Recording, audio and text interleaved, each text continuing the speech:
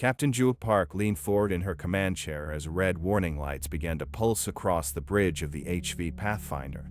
The hum of the ship's systems, once a steady background presence, was now accompanied by a low alarm tone that immediately pulled the crew's attention. She narrowed her eyes, scanning the data flashing on the nearest console.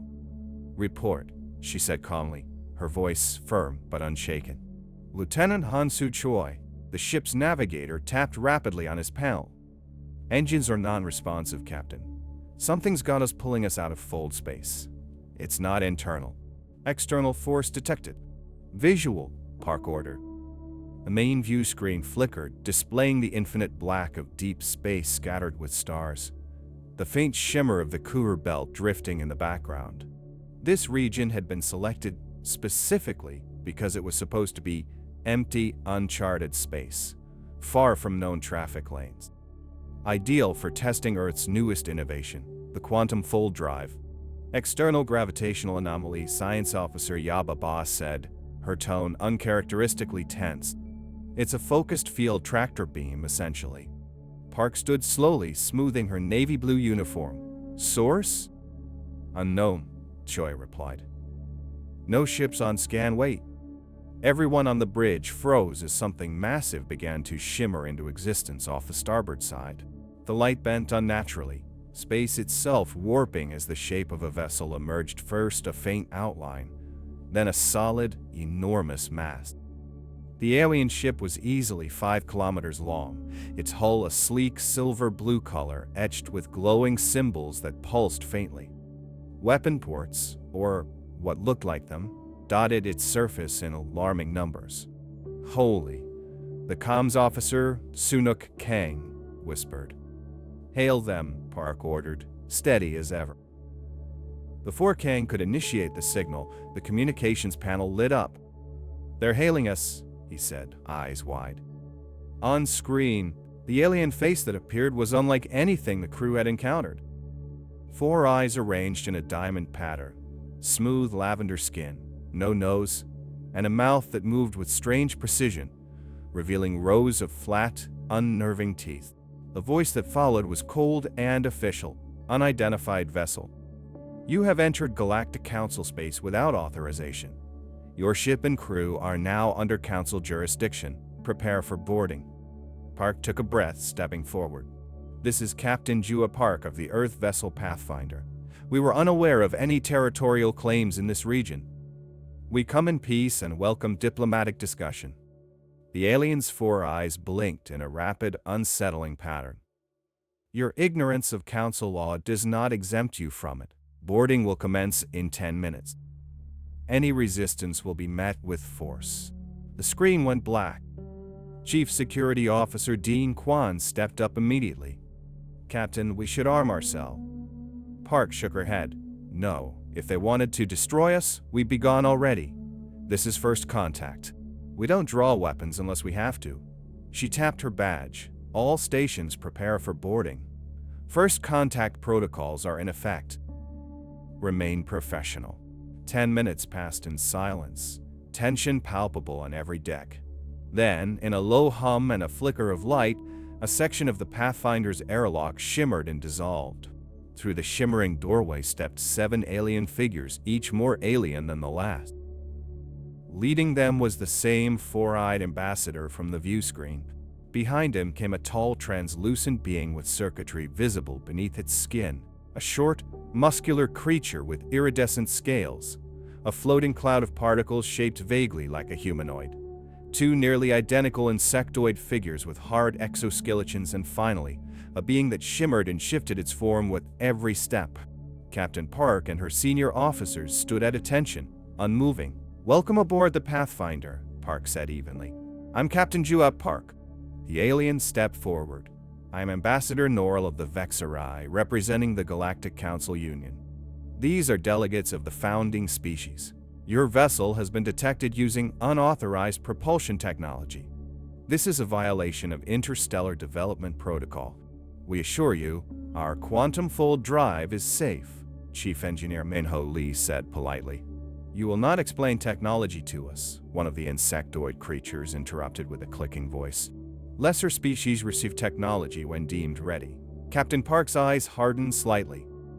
Your species, Neural continued, has not been evaluated. You are classified as Prion. All advanced technology must be surrendered for inspection. You are to dismantle your space program. This is not a request. The message was clear. Earth had dared to step into the stars, and now the galaxy's ancient powers had come to put them in their place. Park stood silent for a long beat, then smiled just slightly. We'll need to discuss that.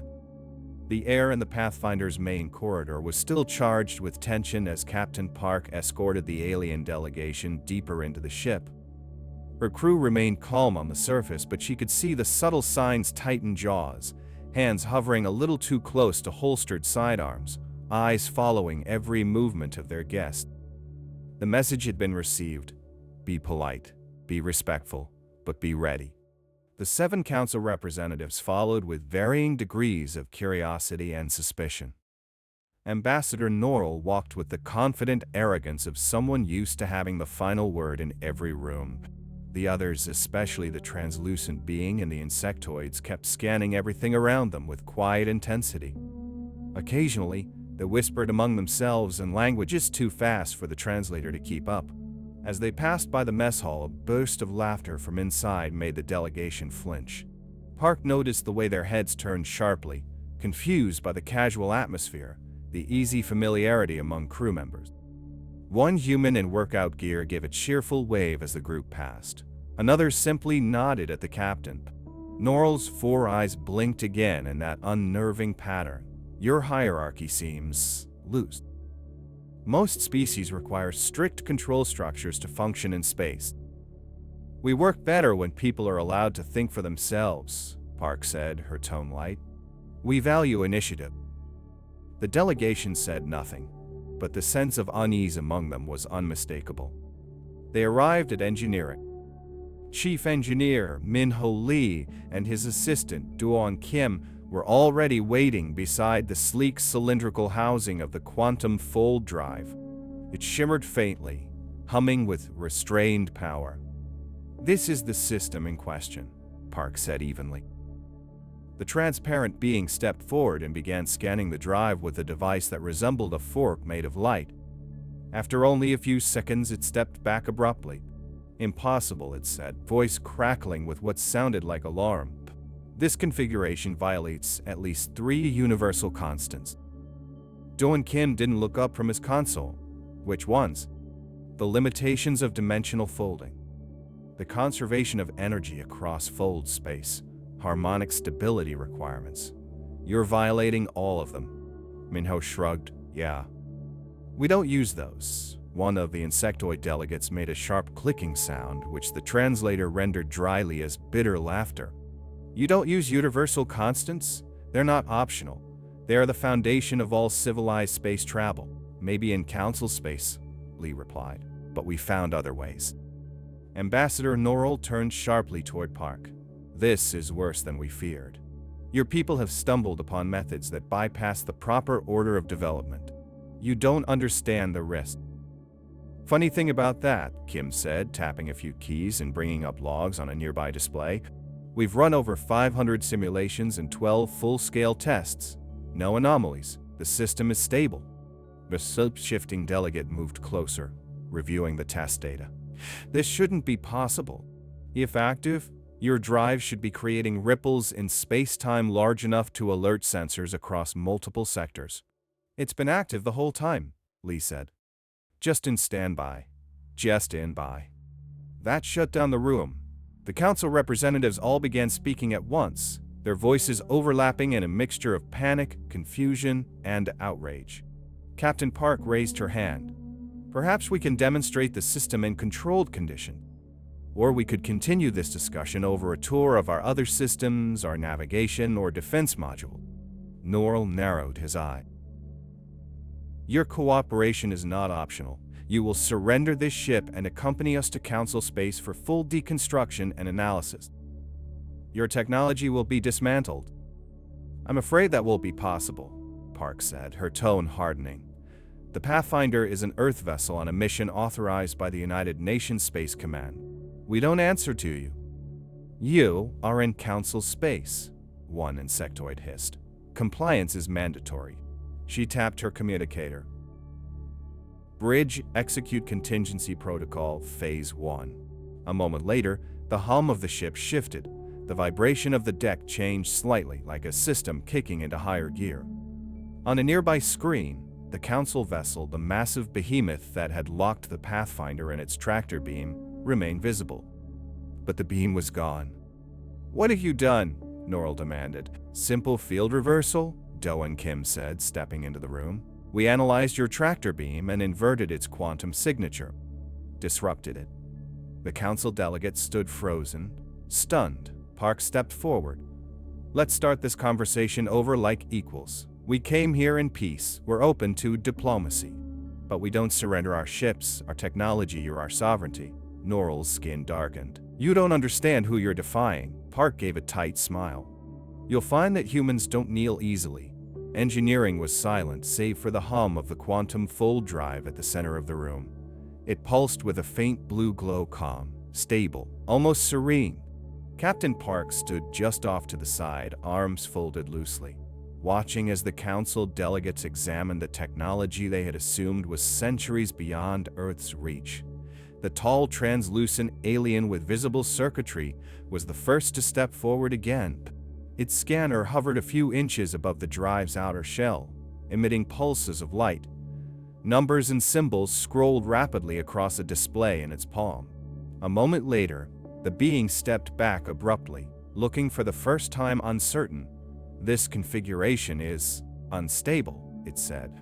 "And yet, it holds." Duan Kim leaned casually against the nearest console. "Stable through all tests. What exactly is bothering you?" The shape-shifting delegate spoke next. "The design violates the harmonic requirements of spatial folding. Your containment field shouldn't be able to hold the energy needed to generate a fold." Minho Lee gave a small shrug. "That's because we don't use traditional fold theory. We created a quantum buffer array. It absorbs the residual effects locally before they escape into spacetime." The response triggered murmurs among the Council delegate. The insectoid pair twitched, their mandibles clicking softly in agitation. One of them finally spoke. "You're claiming you contain fold space effects internally?" "Yeah," Doan said. "That's the point." "That's impossible." The crystalline voice of the energy cloud being crackled through the translator. "Containment on that level has never been achieved." Lee pointed to the display. "It has now."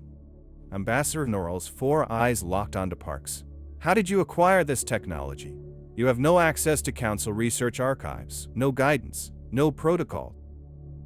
This kind of development takes thousands of years of carefully managed science." Park didn't blink. "We figured it out ourselves. We hit some dead ends with your physics, so we took a different route." "You're saying you abandoned the standard models of physics?" Norrell's tone was somewhere between disbelief and insult. "They didn't work," Duan said. "So we adapted." The Council group fell into disorganized discussion. Fragments of alien languages echoed across the room, filtered by imperfect translators. Park let them talk. She could feel the change in the air. What had begun as condescension and mild annoyance was becoming something closer to unease and maybe even fear. Finally, Norrell raised a hand and the group fell silent. "This technology," he said slowly, "is unstable and dangerous. If allowed to continue, it could rupture spacetime, destabilize entire sectors. The Council forbids unauthorized development for this very reason." Minho Lee crossed his arms. "That's an interesting assumption, but we've already run 12 live tests across multiple environments. No distortions, no instability, just clean folds. The energy being pulsed with visible agitation. There's no way you could hide those events from our sensors." "Actually, that was the whole point of the buffer array," Kim said, stepping forward. "The field contains the distortion within a few dozen meters of the ship. That's why you didn't detect us until we were already on top of you." "Your kind?" Nor began. but stopped himself. His voice lowered. You have no idea what you're dealing with. You are playing with forces that even the most advanced species in our council treat with extreme caution. And yet, here we are, Park said calmly. No disasters, no spatial collapse. Just one working drive system, fully contained. The shape-shifting delegate moved closer to the console, examining the flight logs, schematics, and diagnostic readouts being displayed. These results are consistent, too consistent. This level of data integrity would take decades of refinement. Park allowed herself a small smile. We're fast learners. Nora looked back at his delegation. Their faces, if one could call them that, were tight with tension.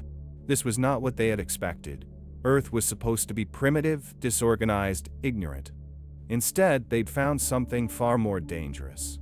A civilization that had leapfrogged conventional development and built something truly new. Something the Council didn't understand and couldn't control. This technology must be surrendered, Norrell repeated, but now it lacked conviction. Your people must be re-evaluated and brought under proper developmental supervision. Park's tone cooled. We didn't ask for permission to build this drive. We didn't wait for your approval to explore space. And we're not going to dismantle the very thing that got us out here.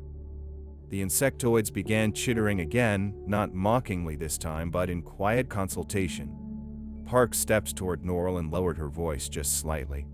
Ambassador, I understand this is hard to accept, but the galaxy isn't what you thought it was anymore. We're here now. And we're not alone in asking the same questions you stopped asking a long time ago. Norrell didn't respond, not right away. He stared at the humming drive for a long moment, as if trying to find a flaw that wasn't there. Park turned to her officers.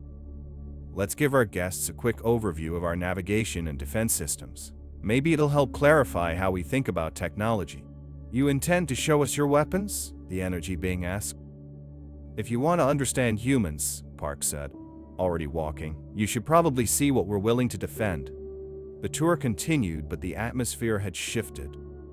What began as a show of cooperation had turned into something else entirely, something colder, more strategic. Captain Jua Park led the alien delegation through the Pathfinder's narrow corridors with the same calm professionalism she'd shown since first contact. But those who knew her well saw the signs, the subtle tightness in her voice, the clipped pace of her steps. She wasn't just guiding visitors anymore. She was setting the stage. As they approached the weapons control room, Chief Security Officer Dean Kwan stood waiting at attention. The room was modest by design, with display panels showing the ship's known armaments, basic laser arrays, kinetic shielding, and a few defense drones. It looked unthreatening, even outdated. Deliberately so. This is your entire defense system? Ambassador Norrell asked, clearly unimpressed. Kwan nodded. Everything we're willing to show under first contact protocols. One of the insectoids leaned toward a console, its carapace clicking softly. Primitive, it muttered. The translucent alien with visible circuitry approached another terminal. As it began to interface with the Pathfinder systems, its glow pulsed erratically. A moment later, it jerked back from the console. There's hidden data here, it said. Encrypted systems I cannot access. Captain Park didn't flinch. Classified systems are protected under Earth's security protocol. I'm sure the Council understands that some information, especially military systems, aren't shared during an initial meeting. Norrell's voice grew sharper. The Council requires full disclosure of all technological systems from unregistered species. You are not exempt. And Earth requires proper diplomatic channels before handing over military secrets, Park replied, her tone even. Let's not pretend this is a one-sided negotiation. The tension in the room became a living thing, quiet but heavy. The Council delegation withdrew slightly, murmuring in their native tongues, voices laced with confusion and alarm. Finally, Norrell turned back to Park.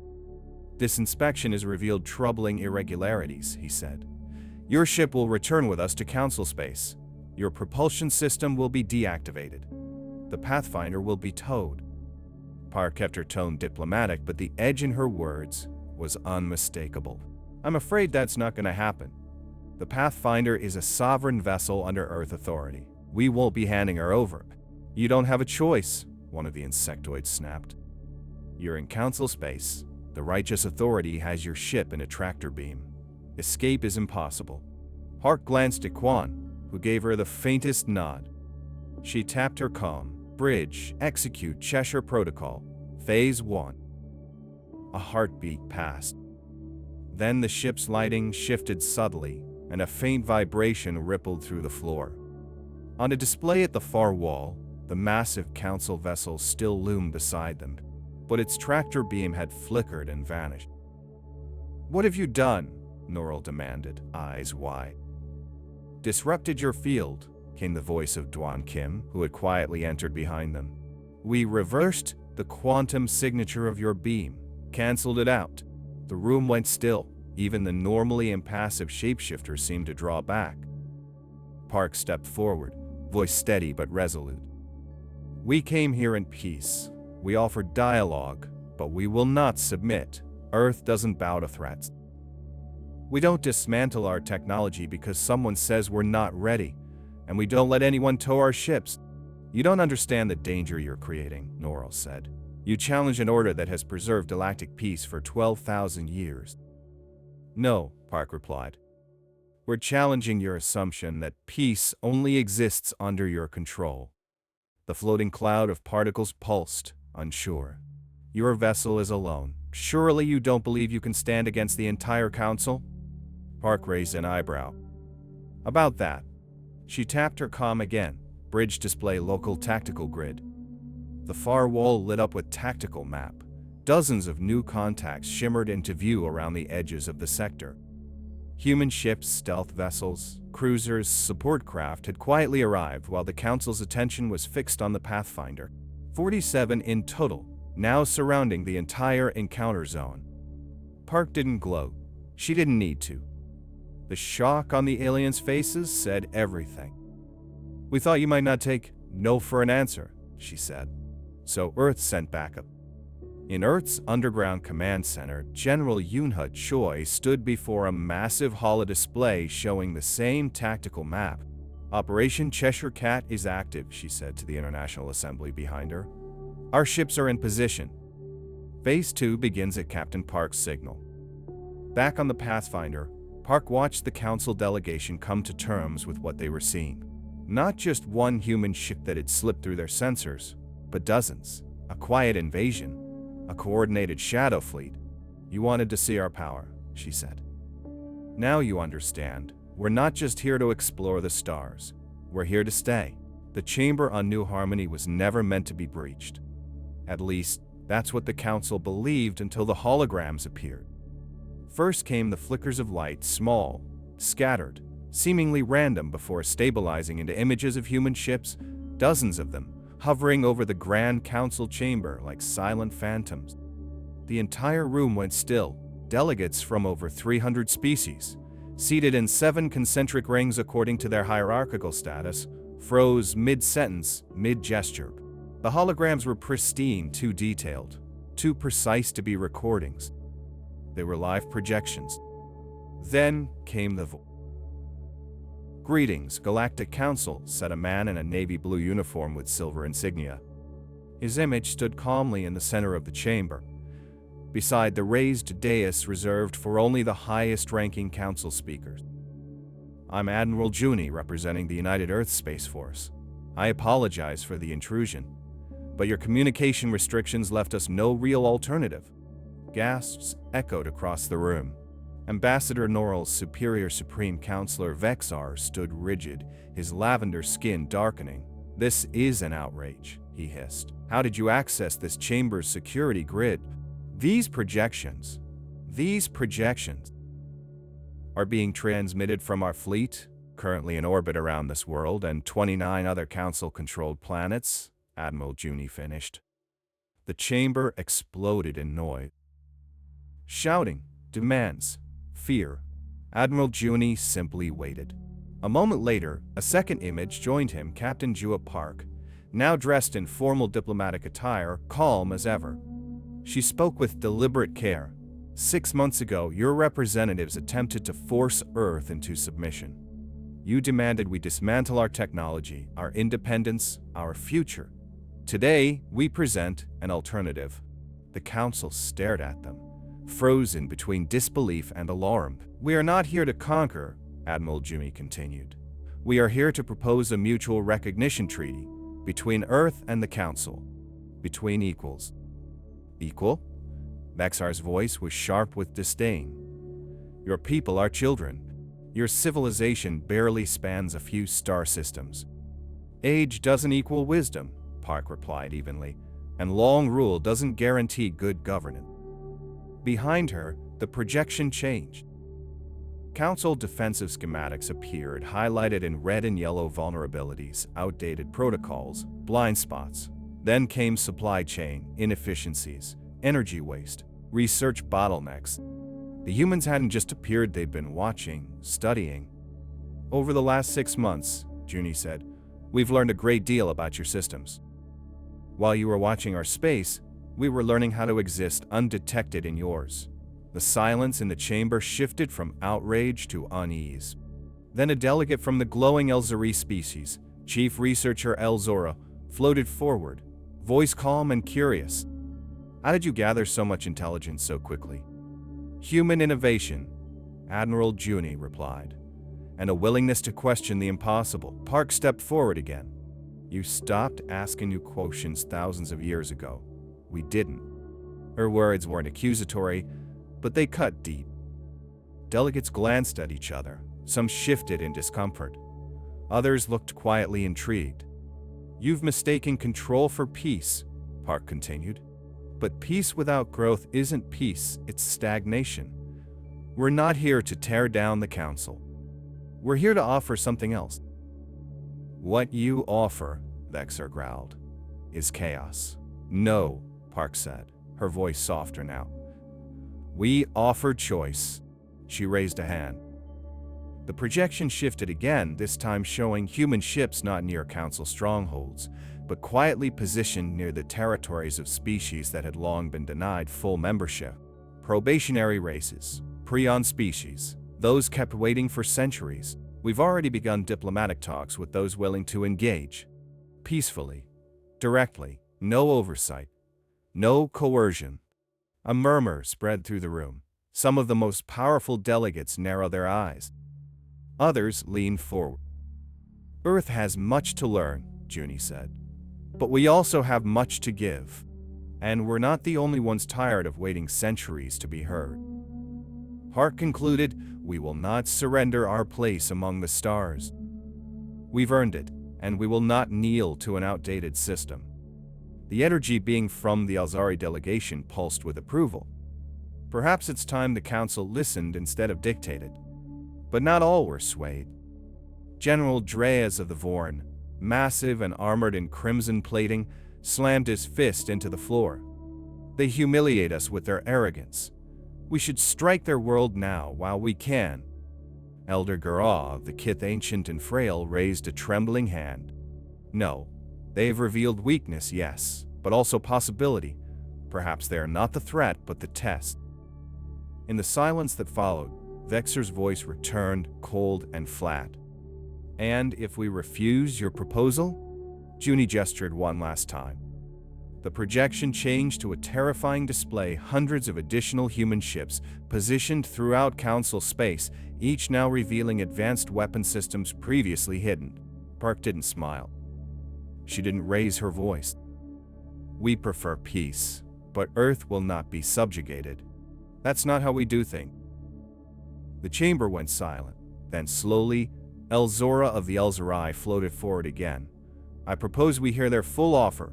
And just like that, the balance shifted. The Grand Council chamber had never seen this much chaos. What was meant to be an emergency session called to address the human problem had devolved into a shouting match. The 7 rings of delegates, once carefully ordered by founding species and rank, were now a boiling mess of clashing ideologies. Some stood, shouting demands. Others whispered behind raised hands, nervously tracking the shifting momentum. At the center of it all stood Supreme Counselor Vexar, motionless on the speaker's dais. His once glowing lavender skin had dimmed to a pale, strained hue. He looked less like the unshakable leader of the galaxy, and more like a man realizing too late that the floor beneath him had started to crack. "They mock us."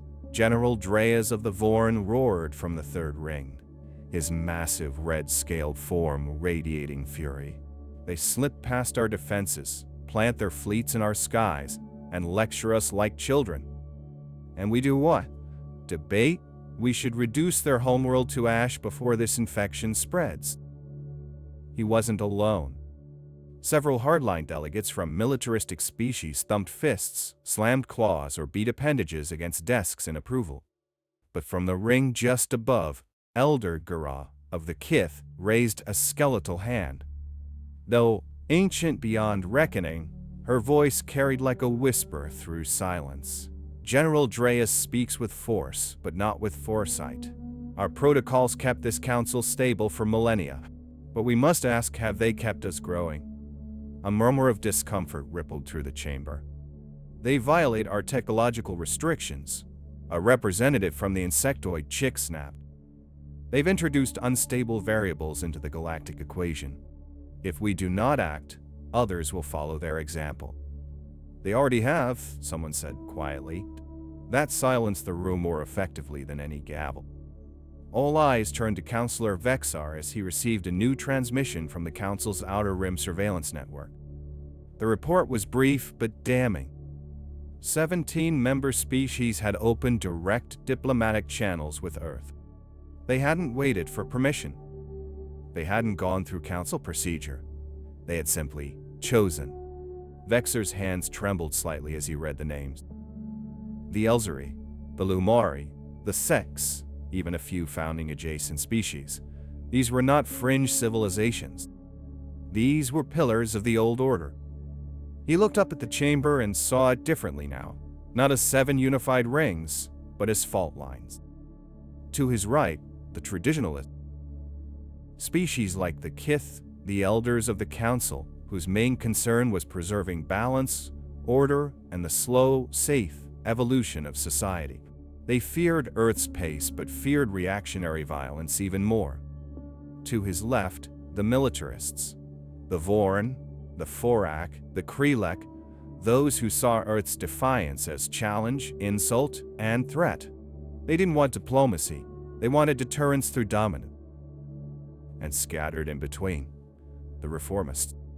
Young species, curious species, restless allies who had quietly resented their probationary status for centuries. Now they saw Earth as a chance, not just for advancement but for freedom. A third path.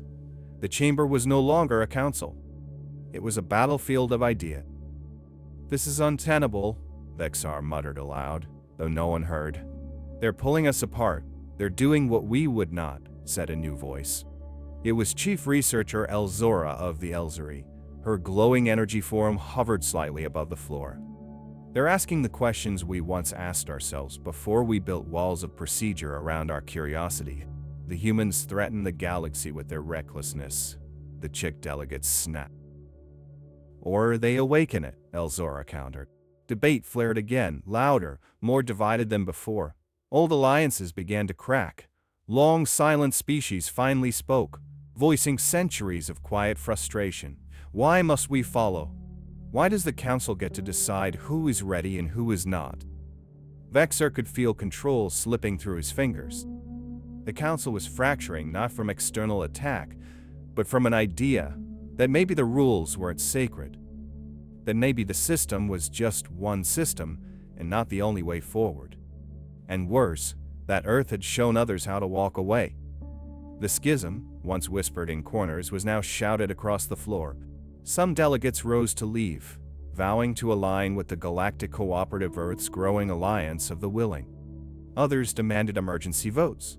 Still more called for military intervention, blockade, sanctions, anything to restore order. But order, Vexar now realized, was an illusion. One that only worked until someone challenged it and didn't blink. The humans hadn't destroyed the council. They had forced it to look in the mirror and decide what it really was. The sky above Sarar turned silver as the fleet arrived. 30 warships of the Galactic Council Enforcement Division emerged from fold space in perfect formation. Their hulls gleamed in the soft pink light of the planet's twin suns. Weapons charged, systems hot and orders clear. Surround the planet, cut communications, and demand immediate surrender. Below, in the capital city, panic spread like wildfire. Prime Speaker Theok of the Syrians, a proud reptilian leader with ocean blue scales, stormed into the planetary communications center. His staff scrambled to keep systems online as the orbiting ships flooded local frequencies with council orders. "They're demanding we surrender the human envoys," Theo growled, his scales pale with stress, "and all shared technology. They claim the Sarar Accord violates council law." Ambassador Mi Kang of Earth stood near the central console, remarkably calm. Her dark suit was crisply pressed, her voice measured. "That was expected. They sent warships, Ambassador." "Yes," she said. "And we sent something else." She stepped forward and activated a small transmitter no larger than a thumb. For a heartbeat, nothing happened. Then, every one of the council warships above flickered on the tactical display systems, destabilizing. Lights dimming, shields collapsing. Life support wavered, comms went static, propulsion failed. In the Syrian capital, Theok stared at the screen. What are you doing to them?" "We're not harming anyone," Kang said quietly. "We're reminding them that Earth doesn't bluff."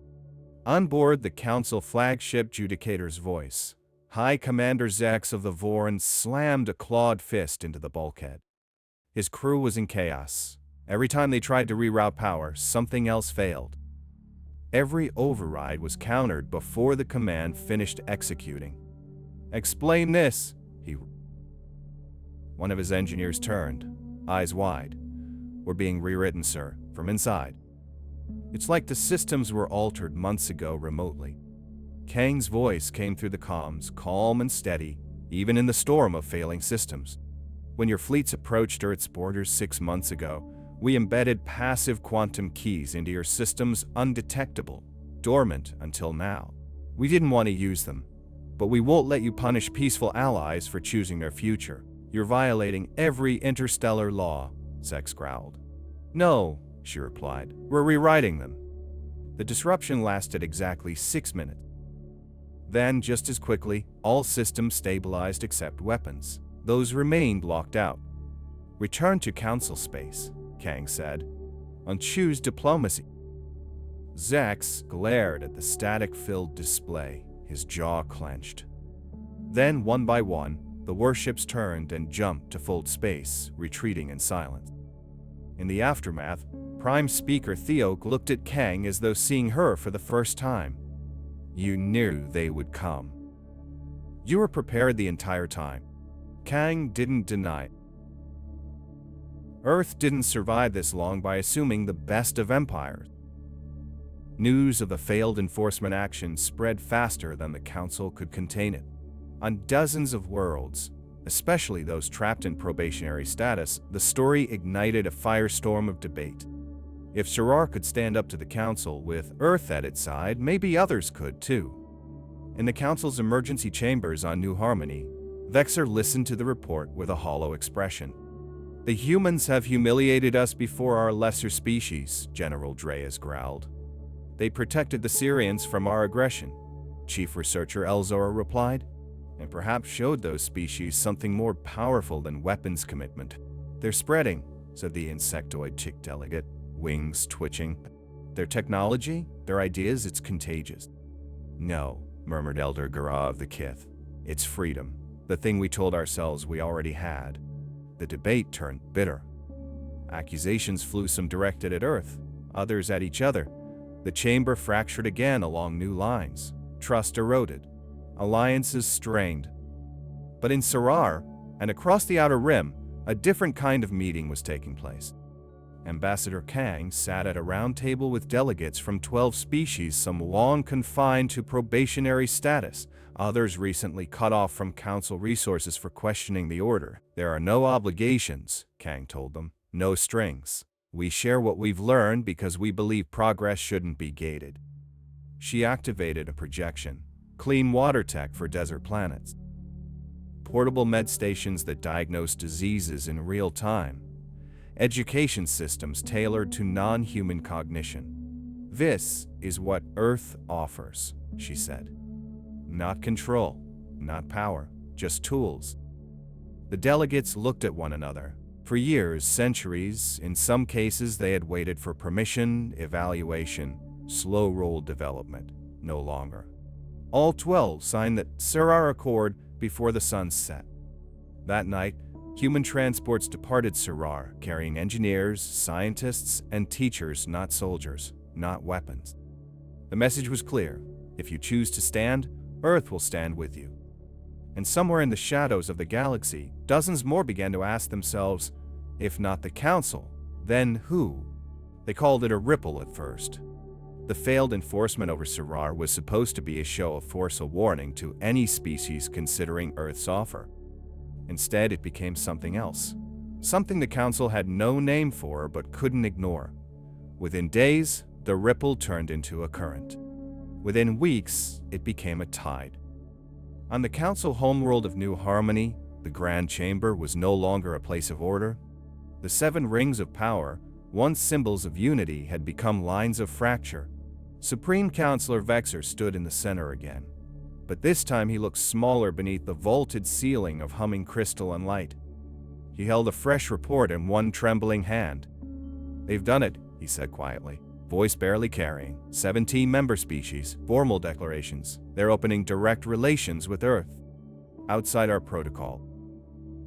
The chamber exploded in noise. General Drea slammed both fists onto his podium. "This is insubordination. Treason. They've sided with upstarts who mock our laws and hack our fleets." "No," said Elzara the Elzarai, her glowing form steady. "They've sided with a new idea, a dangerous one," shouted the chick delegate. "The humans are reckless, unstable. They develop what should not be developed." "But they share what they develop," added a quiet voice from the Lumari representative, crystalline skin shimmering. "Freely. Without delay, without committees."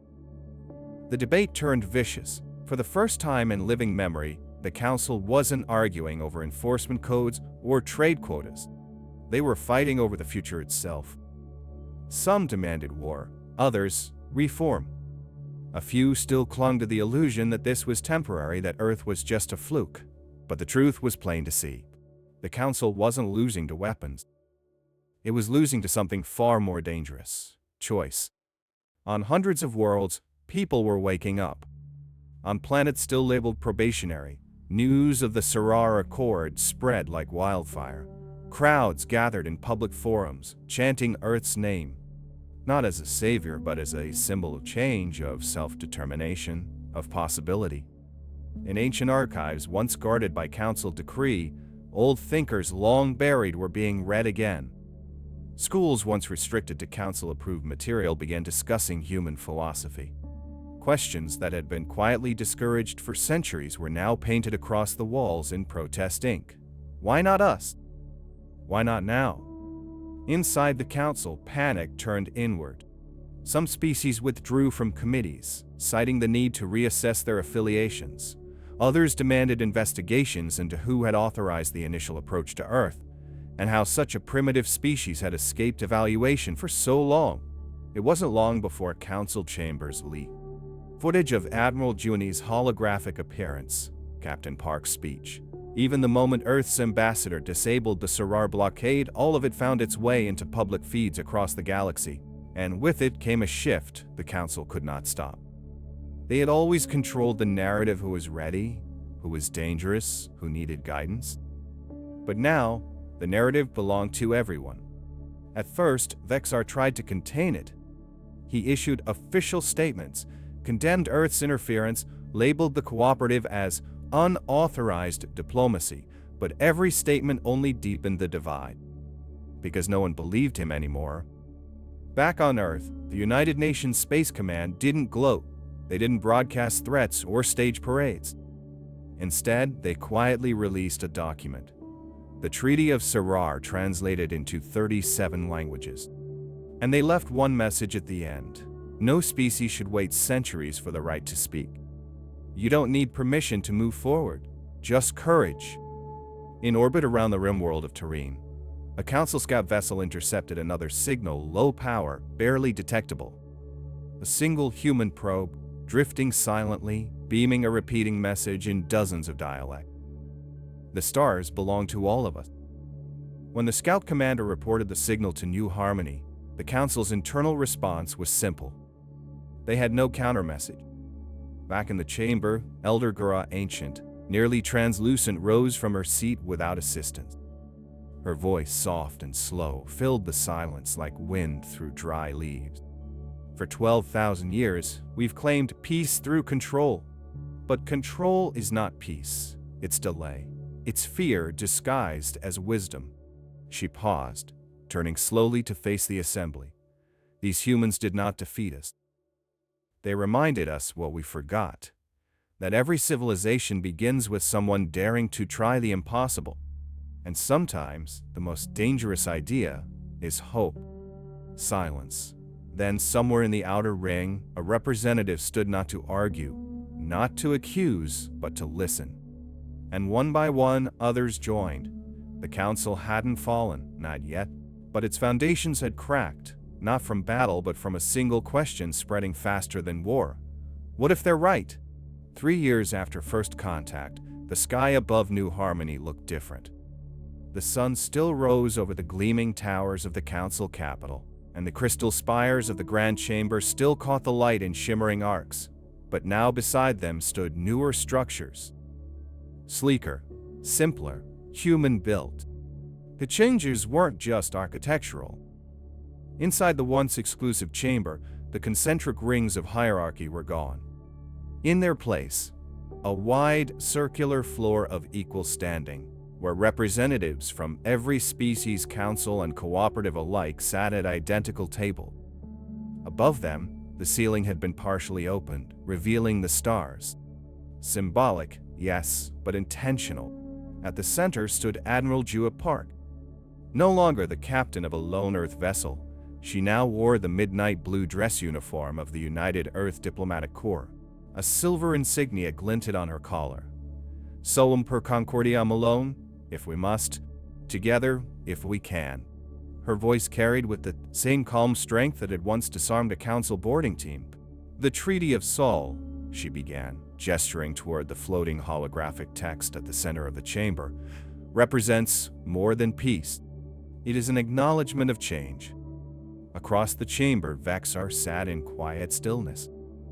He was still Supreme Counselor, but age and recent history had weathered him. His once vibrant skin had dulled to a muted gray lavender. He hadn't spoken yet, but he hadn't left either.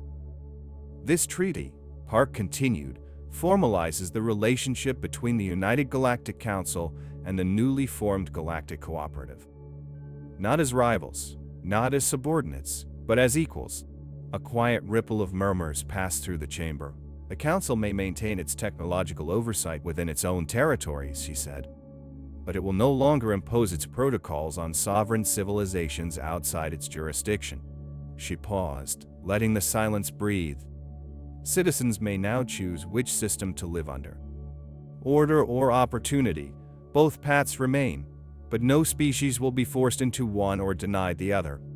General Drowas, still representing the hardliners of the old council, let out a low grunt. And what has your different path brought? Chaos? Unregulated weapons? Rogue alliances? Before Park could respond, Prime Minister Theok of the Syrians, once a probationary race, now a founding member of the cooperative, stood up. In 3 years, we've eliminated diseases that plagued us for centuries, he said. Our education access has quadrupled. Our crop yields have doubled. That chaos, it saved lives. More voices followed. The crystalline Lumari spoke of medical breakthroughs shared by Earth and Elzari doctors. The insectoid Thox described how human learning AI had opened new forms of art and literature never thought possible in their culture. Even a few council-aligned species cautiously admitted that cooperative trade had improved their own development bottlenecks. Eventually, all fell quiet when Elder Gura slowly stood. For 10 millennia, I believed in the council. I still do, she said. But I also believe this. Stability is not the same as progress. We feared disruption so deeply we forgot how to grow. Her voice cracked slightly. The humans reminded us growth begins with permission to try. Park turned back to Vexar. For Earth, the treaty is not a victory. It's a beginning. A statement. No one civilization holds the blueprint for the galaxy's future. That future is meant to be shared. Vexar's gaze swept across the room. He saw old allies sitting beside former dissidents. Council members nodding to cooperative delegates. A chamber not just united but reshaped. He stood, slowly. The motion alone carried weight. The Council accepts the terms of the Treaty of Sol, he said, voice hoarse. We recognize the cooperative as equal in galactic governance.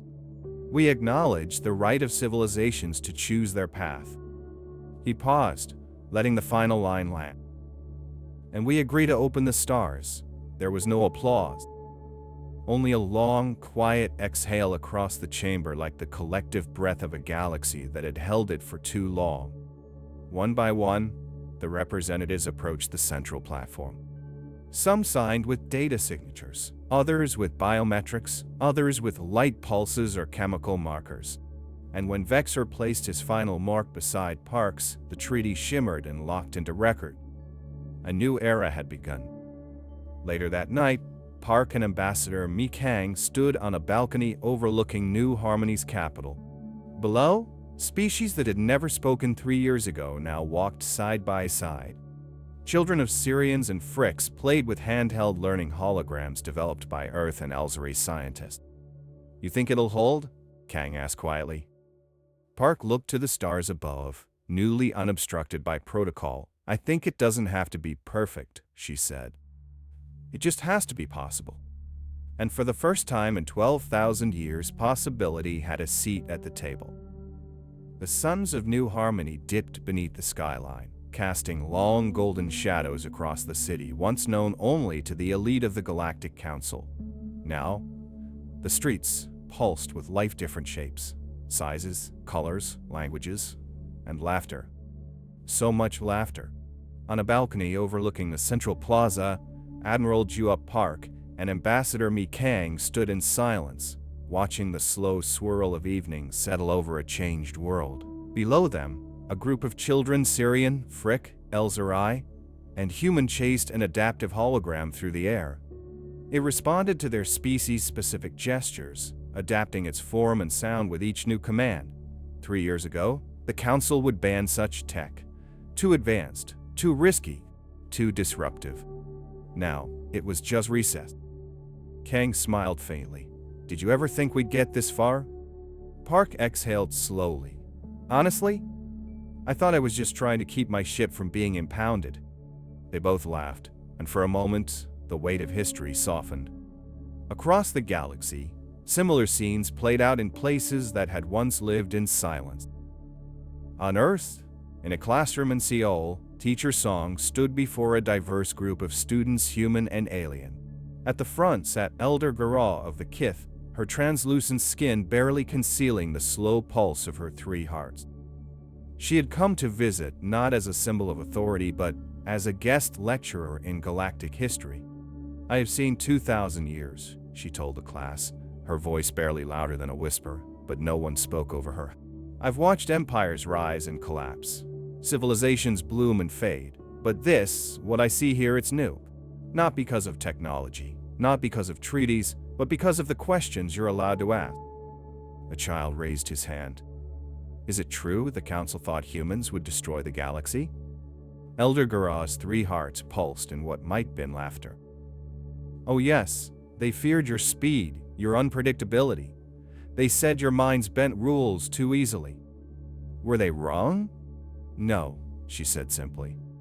But not in the way they expected. The classroom window displayed a clear view of the orbital platform above Earth. Docked there was a sleek vessel bearing the dual insignia of Earth and the Elzari Cooperative. Technicians from both species worked side by side, running pre-launch diagnostics. The ship wasn't military, it was exploratory. The first joint deep-range mission beyond Council space. And it wasn't alone. Back in Surar, medical centers were now equipped with human-designed diagnostic pods, calibrated for reptilian physiology. On Turin, newly installed educational networks streamed language learning software written in 3 dialects simultaneously.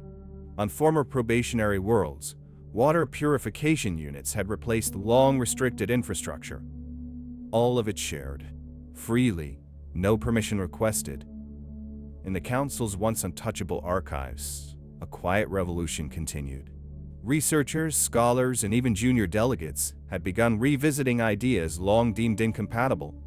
Human mathematical frameworks were now being used to reinterpret centuries of Council data, not to replace it, but to question it. And that questioning, that was the real change. In the past, Council dogma had taught that safety came from control. That knowledge had to be earned, carefully rationed, introduced slowly. But Earth had come with a different message. Knowledge wants to move, so let it. It was messy, awkward, sometimes even dangerous. But it was real. On New Harmony, the Council and Cooperatives still debated, still disagreed. Not everything was resolved. Some species remained wary. Others outright refused to engage. Old habits died hard. But the door, once bolted shut, had been kicked wide open, and now nothing was going to close it again. Ambassador Kang leaned against the balcony railing, watching 2 diplomats, one human, one insectoid, argue animatedly over the ethics of neural augmentation in multilingual environments. "You know," she said, "I think the most important thing we did wasn't building the drive, or disabling their tractor beam, or even signing the treaty." Park glanced at her. "No," Kang shook her head. "It was showing everyone that the galaxy doesn't have to be run by fear." Park nodded slowly, eyes tracking the stars as they appeared one by one above the skyline. "So what now?" "That's the best part," Kang said. "For the first time in 12,000 years, no one knows, and that, somehow, was the most hopeful thing of all." Across the stars, on 100 worlds, beings of all species and creeds were asking questions that had been forbidden for generations. What if the laws of physics had exceptions? What if our culture could evolve faster? What if we tried something no one told us to? They were learning, experimenting, failing, and trying again. Not because the Council had granted them permission, but because someone had finally proven that they didn't need it. In a universe full of old rules, Earth's greatest contribution had not been a weapon or a ship or a treaty. It had been a simple, defiant idea. What if we do it our way? And that idea, once born, never dies quietly. It spreads.